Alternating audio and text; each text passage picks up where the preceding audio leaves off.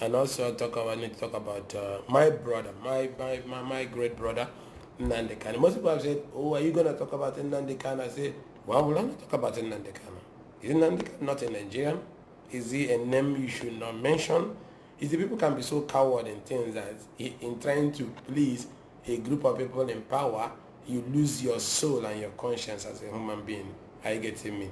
And you don't want to talk about people because you feel that their approach to the issue does not, make some people comfortable. Everybody, issues that has to do with freedom, issues that has to do with right to speech and expression, these are sacred issues. You don't decide what people say, what they do is their right. The very moment you're allowed to do that, you take part of humanity away. And that is why developed nations thrive because everything is transparent and open.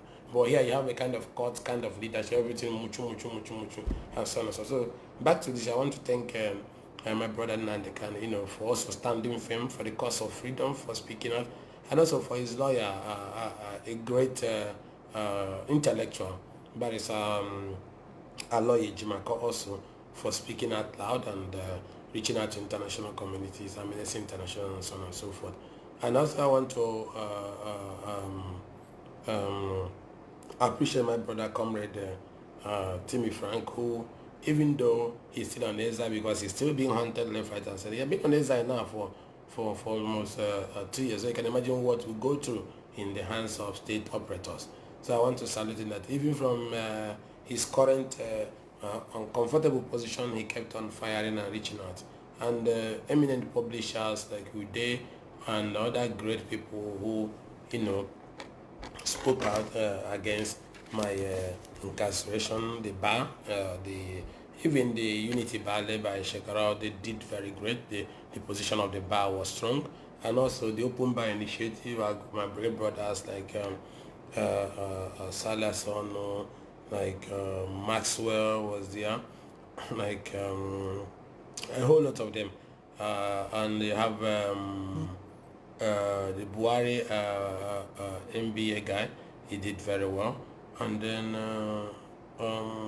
the media, important, because both the social media, that's the new media, and the regular traditional media, the TV stations, they did very well. All of them. There are some of them that that anything that has to do with Ikenga, they don't want to touch it. The station I'm talking about. And it's so painful that you have a big station like that, and because you seems to be leaning towards the government, you want to suppress the right of free speech.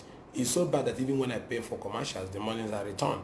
One day I'm going to mention their name, but for now they know themselves and what they're doing is unfair. But in the days ahead, we want to call them out and possibly take a mass action against, because you can't be suppressing the right to free speech, even when it is being paid for. I can say, okay, if you don't want to report, I'm paying for this advert. And you'll be shocked, my man, they say, take your money. It's not NTA that I'm talking about. NTA is understandable. It's government propaganda machinery. If I'm in power tomorrow, NTA is going to praise you. If another person, that's what they do. So I don't have a problem with NTA. He who pays the piper dictates the truth. That's why they are the way they are.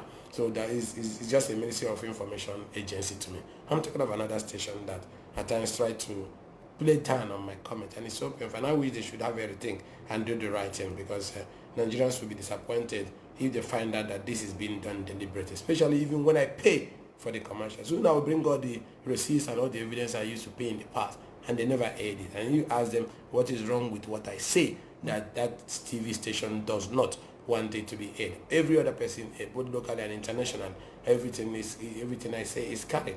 But here, one particular station doesn't want to carry it.